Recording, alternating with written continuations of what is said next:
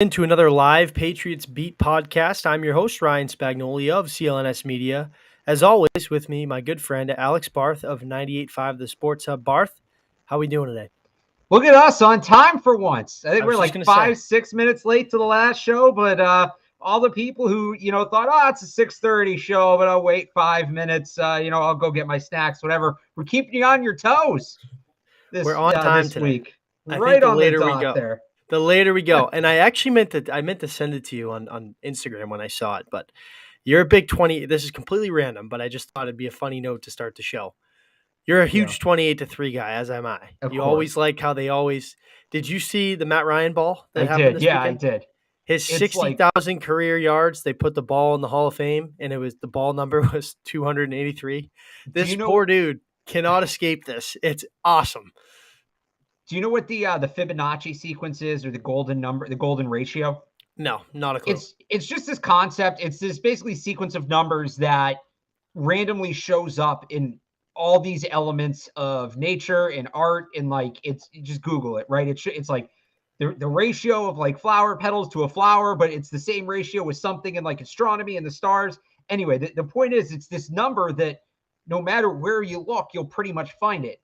28.3 or 283 is pretty much the Fibonacci number of football, where no matter where you look, no matter what you're doing, it just somehow, some way finds a way to show up, and it's awesome.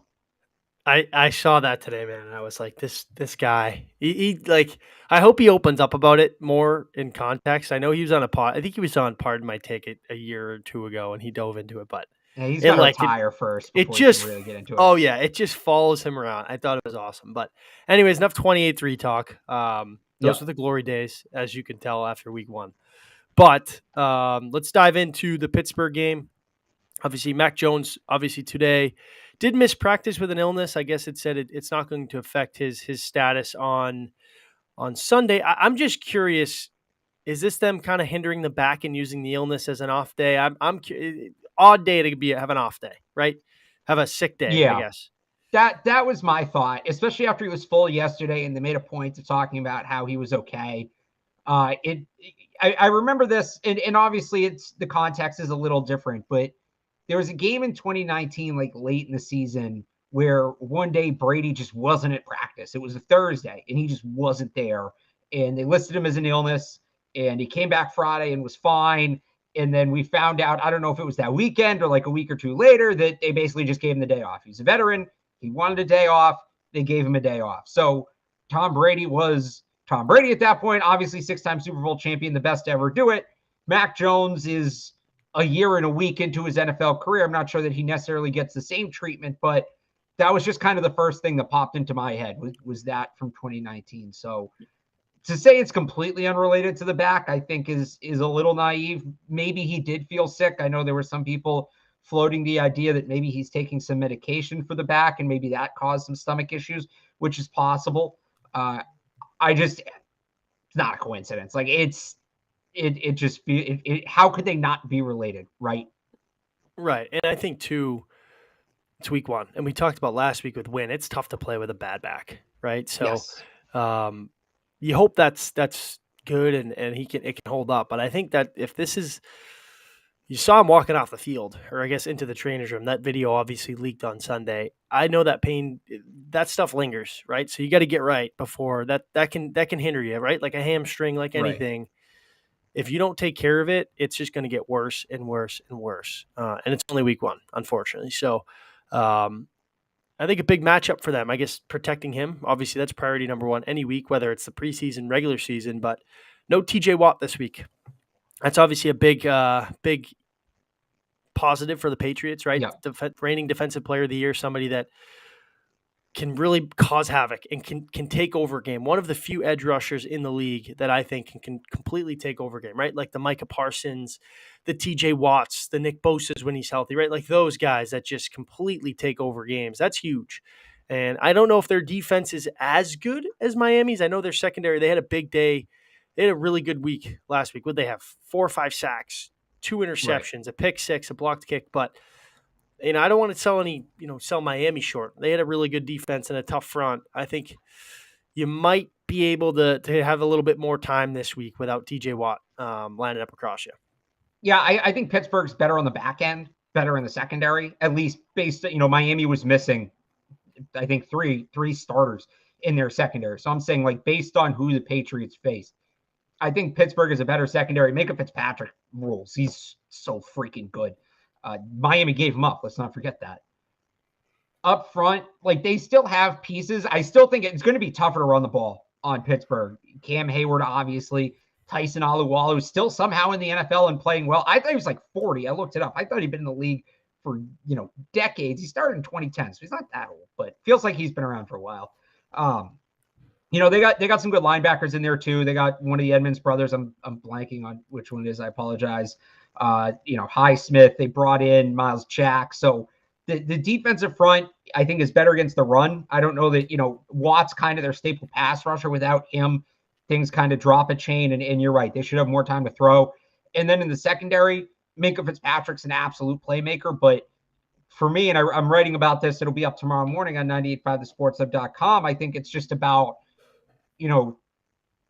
what the Patriots used to do when they faced elite safeties. Like the Ed Reed game plan comes to mind. I'm not saying Minkah Fitzpatrick's Ed Reed, but just the way the team's constructed, where where he is, because they're going to line him up everywhere. They're going to line him up at deep safety, box safety, linebacker, slot corner, outside corner. Figure out where he is. Try to figure out what his assignment is, and then just don't throw the ball there. Like, he's going to take somebody out. Let him take somebody out. And, elsewhere, Levi Wallace is their second corner. He's banged up. They kind of rotate their corners overall. There's going to be, I think, mismatches you can exploit. Just there's none to pick on Minkah Fitzpatrick in this game. If they don't do that and they do a better job pass blocking, I think they can make it look better than it did against Miami. And that second one's a big if, but you have to say it. Yeah, I mean, it's a good, I guess, measuring stick. Right, you're playing a team with one of the bottom tier quarterbacks, right? That's surrounded by, good enough weapons to help him out, a strong defense, a good defensive front, a lot of similarities, I think, between the Steelers and Miami, right? Obviously, one's a divisional opponent, so they're going to know you a little bit more, especially with Boyer on the other side. But you have to factor in Brian Flores. Yeah. I think his official titles like defensive assistant or linebackers coach, both. But he's helping run that defense. Senior defensive assistant linebackers coach. Yeah. Right. So I mean that if there's a coordinator, I don't know if they have a listed a defensive coordinator. You'd probably know better than me, or that's something you can look up. They do. The name's escaping me right now, but they do. Brian Flores is probably heavily involved in the game plan on the defensive side of the ball. So I would think that's especially a huge factor this week. Terrell Austin, by the way, is the DC. Terrell Austin. Right. But I think the Flores factor in Pittsburgh, obviously these two teams have not faced off since 2018. Belichick noted that that's super, weird that they haven't faced each other in this long. But two head coaches, two teams. Longest layoff since 98 to 02. Wow. I mean, that's speaks volumes about both the teams, how they've kind of had a little bit of a drop, not a drop off, but a turning of the whatever the word I'm looking for is in the AFC. Those two teams are going at it, but it's always a good matchup between the Patriots and Steelers. Let's start on the offensive side of the ball for the Patriots, right? You'd like to see Kendrick Bourne get a little bit more involved. We dove in a lot about that for most of our show on Tuesday. Is this a week, right? I know media access in season practice, you don't really see much. You see the stretching, you see some team drills. You're not seeing anything in terms of game plan, right? That stuff can't be seen from our perspective. But are you feeling more optimistic? Is this a Kendrick Bourne type of game? It seems like a player that can help exploit some of these weaknesses in the Patriots offense that we've been seeing. Well, everything we're hearing, it kind of has to be, right? If Kraft wants Kendrick Bourne to play, Kendrick Bourne is going to play. It's pretty uncharacteristic for Kraft to get this involved. So we don't know that Bill would listen to him, but you have to imagine it's a good, the Steelers, like I said before, they don't have depth at corner. I'm just pulling their depth chart up real here. Arthur Mollett, James Pierre, Cameron Sutton, Levi Wallace, Ahkello Witherspoon. You think the Patriots cornerback situation is rough. Outside of when they play Minkah corner, Jalen Mills, number one corner on that team too, for reference. So I think this is where you can really flex some of that depth at wide receiver. And obviously the best way to do that is to put your best receiver on the field in Kendrick Bourne. I think it is a game where he should play more. I think he will play more. I don't know that it's going to be as much as everybody wants. I think you're probably looking, because even though, we heard the reports that it was disciplinary, he missed the meeting, they're going to bring him back.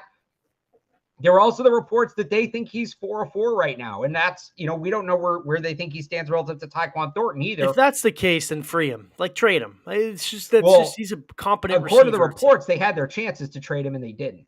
So They clearly don't hate him, right? So to get back to the point, I don't think it's going to be the 55, 60, 65% some people want. Some people want higher than that. I think, that's about where he was last year. I think that, 60 to 65 is a realistic range. I think it's probably going to be closer to 40%, but I'll take 40% of Kendrick Bourne over 0%. And you see how that looks, and we go from there. If it's clear he needs to play more, then yeah, we can still yell and scream and kick our feet and stomp our feet about Kendrick Bourne needing to play more. And trust me, we'll do that on the next show. You and me are some of Bourne's biggest fans in this town.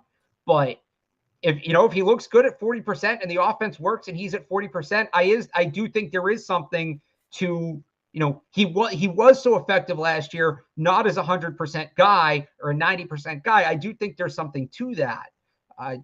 Limited opportunities, keep him fresh, pick your spots, but I do think he plays more this week. I do think he plays significantly more this week. And I think Mac targets him. I think Mac gives him a chance. Those are two guys that are very close. Right, he exactly. Came right in, threw right at him, right? Mac wants him out there. Mac's going to show the team why he needs to be out there. Mac's going to give him a chance.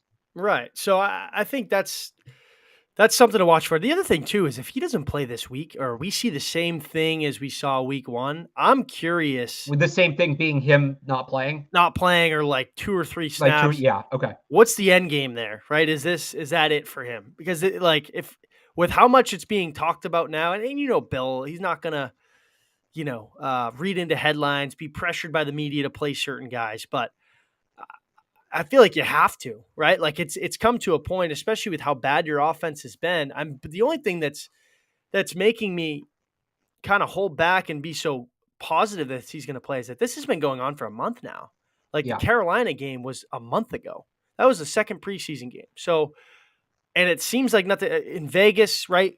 We weren't out there, but it seemed like same thing, working with the twos, not a lot of time with the ones, not getting as much time as he saw last year. Right. Like, when is this going to change? Does it take a guy going down to get him in? If that's it, then obviously it tells you what they think of him, that he's just the fourth guy on the depth chart. And that really might be it. Maybe it's not a benching. It's just you're not involved right now. And it doesn't make sense. That's kind of what I was talking about there before, is that I don't think he's going to play 2 snaps every week. I think it's going to be more than that. I don't think his full role, like that wasn't his full role. It wasn't. But I don't think his full role is as much as some people want it to be, right? It goes back to what I said before. I think some people want to be like an 80, 85, 90% guy right up there with Devontae Parker and Jacoby Myers. I think realistically, it's probably going to be more like 40 to 50. I hope I'm wrong. Like I said, I think it should be 60, 65, 70%. I think it's going to probably be a little closer to 50%, even when they're on good terms. And just to be ready for that. And maybe he plays his way into more playing time, but I think going into the season, like you said, when we saw it in Vegas, the reports about, straight up saying they think he's 4-4. I don't think that's nothing. I don't think it's the entire reason he played 2 snaps. I think it was disciplinary in the meetings like we've talked about. But I do think for whatever reason, they think he's 4-4. And maybe when Tyquan Thornton comes back 5-5, that I think we're going to go through the same thing with Thornton too, by the way. He's a rookie receiver. He's been hurt. I mean, that's more you can understand that, right? Especially it's more their MO. Right. And there's a lot of veteran guys on the team that have a lot of experience. I just think too, and it's no disrespect to Nelson Aguilar. Like I said last week, I think the receiver room is very unique in that they have 5 different guys that I think bring up different aspects and a different tool set to their game. Right? You have Parker, who's your strictly outside the numbers guy, going to win a lot of 50-50 balls. Bourne's kind of your tweener. He's versatile, line him up anywhere. Myers is your slot guy. He's primarily over the middle of the field. He's a chain mover, not a yak guy. Then you got Nelson Aguilar, who can help stretch the field a little bit. And then Tyquan Thornton's your speedster, who you can line up and do kind of some creative things with. Right. I think they should be utilizing that a little bit more. And I know it's early. It's only week 1, but it feels like it's so vanilla, their offense. Like they're not.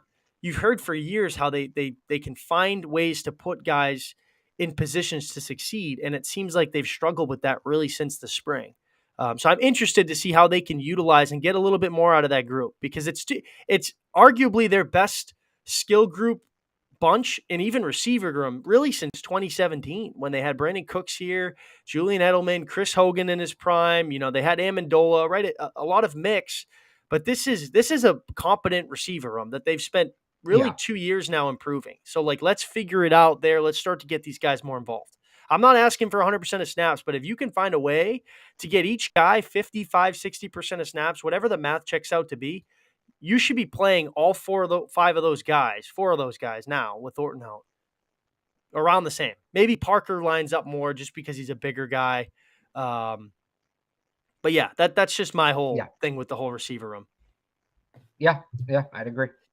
So the other thing on offense too, I'm curious too, and I don't know if it's still this scheme change and the more outside zones. Got to find a way to run the ball. They didn't run the ball enough week one. I think it was Harris had 11 carries or 11 touches, Stevenson with 10. And it's curious, too, with Montgomery out. Who's that pass-catching back? Pierre Strong was added to the injury report yesterday. I believe he was still on it today. Yep. Is Ramondre that guy? It seems like it. Bill's talked about his pass-catching skills, but all in all, got to get that run game going, because I think that's been an MO of that team for a long time. Not saying go back to that smash mouth type of football, but and I know they were trailing for most of the game, but I think the Patriots play their best football offensively when they can run and average, 4 or 5 yards a carry like we're used to seeing. Yeah, so there's kind of 2 points there, right? First off, they need to run the ball more. They talked about it this week. The score kind of dictated them having to get away from the run. I think they would have ran the ball more if that game had stayed close, right? If they don't but they didn't even really out the gate though, didn't they? They kind of came out. No, they were running. They were running the ball well early, like late. At some point in the third quarter, I lost track of it. They finished with 3.5 yards a carry, but I know it was in the third quarter. They were at 5.5 yards per carry at one point. They were running the ball well. Now the difference is, they were running the ball well in between the tackles. It was when they tried to go to the outside, when they tried to do that stretch stuff, that they struggled. Even the tosses, I shouldn't say to the outside, it didn't work, because the tosses worked. It was the directly off tackle runs that hurt them. I'd like to see them run the ball more. I guess it's tough this week. I'd like to see them run the ball more in between the tackles in general. Now, the Steelers have 2 really good defensive tackles in Hayward and Alualu. So maybe this isn't, this is really the week where you have to get stoppers. That right. You have to get that outside run going. As for the pass catching back thing, I think we're going to see what we saw in the preseason. I think that it's just going to be Harris and Stevenson trading drives or trading sequences where they're used in both roles. And I don't hate that. I like that. It makes the offense less predictable. I think you'll see more of that, at least in the short term. And then maybe Pierre Strong gets healthy. Maybe, they elevate J.J. Taylor or just Ty Montgomery comes back quickly. Bill was kind of non-committal when asked about that on yesterday, and that kind of stood out to me. He really didn't want to say that Montgomery was coming back this year. So I wonder if there's something up there that we don't know about. But I think for at least a couple weeks, they'll try to go with just these 2 guys, or elevate Taylor and go with just those 3 in well-rounded roles for the near future.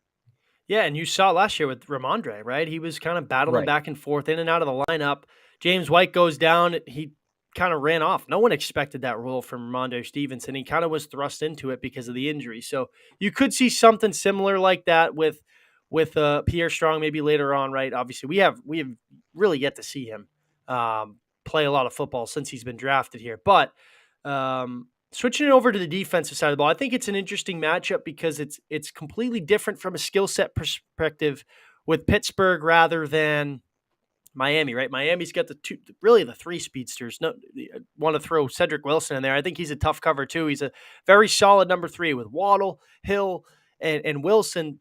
That's a tough cover for your secondary. It's a lot of movement. You're going to drain out. You're running all over the field with those guys. Where Pittsburgh, Deontay Johnson's kind of in that similar mold as a Jalen Waddle, kind of a shiftier guy, but you have Chase Claypool, George Pickens, Pat Freiermuth was targeted 10 plus times in week 1. That's a tough cover. Good tight end. I think a top 10 tight end in the league.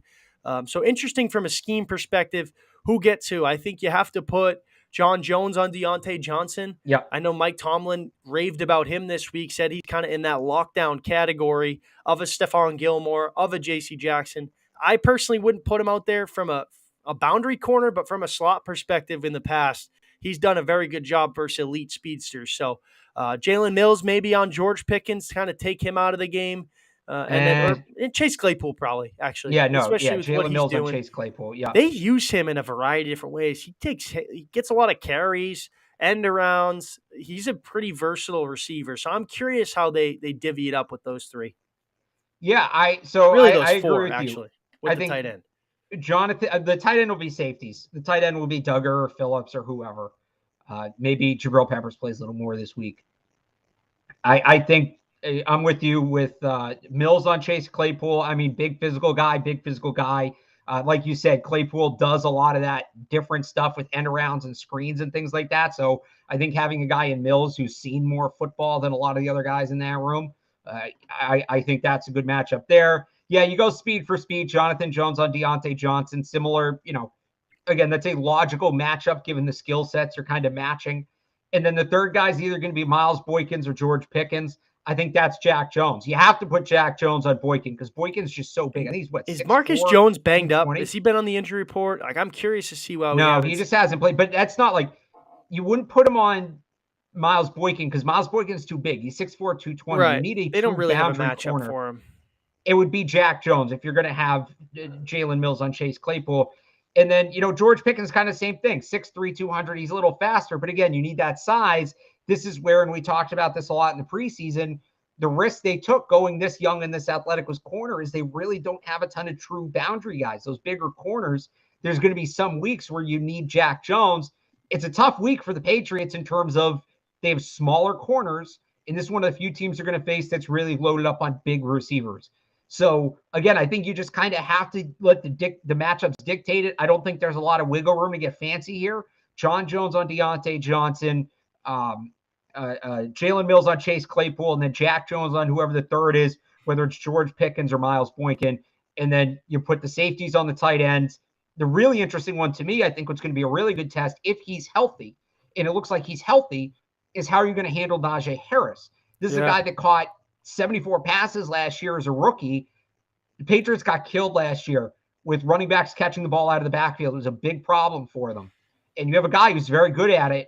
All the talk in the offseason about getting faster and more athletic at linebacker and one of the best in the league already. Raekwon McMillan, Mac Wilson. Like, this is where that theory, all that work you put in improving there gets put to the test because it's going to be the linebackers on Najee Harris, and he's banged up. He's dealing with a foot injury. It really seems like he's going to play.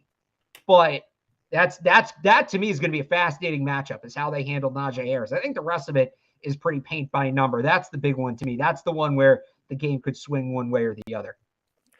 Right. And like you said, I thought they struggled. Chase Edmonds, they didn't lose because of him, right? But the tackling needed to be cleaned up. You saw a couple missed tackles later on down the stretch when they were that's close. Week 1 in the NFL. And right. I forget who it was said as much. I want to say it was Steve Belichick said it when we talked to him last week. You don't hit a lot. That makes sense. Week 1 is all across the NFL. Week 1 is going to be the worst tackling every time. Right. So, I mean, the Patriots were the same thing. Even going back to college football, I'm watching that Alabama-Texas game, and I kept yelling at the TV with Alabama, could the first guy to the ball make the tackle? How about that game last week? Not to get off topic, they played probably their worst game in 15 years and still won. I think Texas is better than people realize. I think Texas had more to do with Alabama did not play well. You as a Bama fan, I watch a lot of Bama too. Me as an Alabama fan is telling you, I think Texas is better than people. Were you on or was I on with Mike when I gave my college football playoff picks? I was not on. So Alabama, Ohio State, USC, and Texas. I think we're getting a rematch of that game in the college football playoff. I really do. I think Texas win the Big 12 though. And I think they're probably the best team in the Big 12. There's no other good. Maybe Baylor, but there's really not a ton of talent in the Big 12 this year. So anyway, first guy to the football not making a tackle, very typical early in the season league wide. Right. So I was curious too. I tweeted it. I don't know if you saw it. Ben Solak of The Ringer used to talk to him. Great, does a lot of great work nationally now. Used to be, covering the Eagles. he tweeted out, and this is for the chat, so I'm shouting you guys out too. He said, quote, "The Patriots are playing Chelani Tavai in an every down role, and you expected us not to notice," or Did he say something in an along every those lines. down role as a stand-up outside pass rusher? Didn't he like Something specify that? Yeah. off ball linebacker. That's what it Yeah. was. And I said, "Oh no!" Like everybody here has noticed that, especially everybody in the chat. So curious how they'd scheme that up. I didn't think we saw a lot of Mac Wilson in Week 1, or maybe he just didn't play. I never dove into the film. I'm not a film junkie like Evan used to be and still is for this show, but. Yeah, they'll have their hands full with Najee. I think that's an elite back. But battling an injury, that foot thing, I think it's a lift frank. He's had some problems with dating back to the preseason. Got pulled out in the second half. So I think another measuring stick. But this is a game, Alex, kind of to wrap up, because you can go all day about these matchups. But I think we kind of nailed it in terms of offense and defense. You lose this one, man. I'd like to see the numbers on starting 0-2 and having a chance at the end of the year. I know it's a long year, but especially with how, and we talked about it off air after, and I said I didn't want to get into it, but I think it relates a little bit to this conversation. You go down 0-2, you start to, the doubt starts to creep in, right? It's kind of unpatriot like from the players. You have your guys that are high of energy, right? Damian Harris, Kendrick Bourne, when he's playing and he's talking to the media more, seems like they're down. Like maybe Yeah. not bought in is the right way to do it. And I don't want to fire off any hot takes. I obviously am reporting nothing. I don't know anything, but just the overall vibe, right? Like this is not a must-win game, but you don't want to go down 0-2, especially with Baltimore and Green Bay up the next two.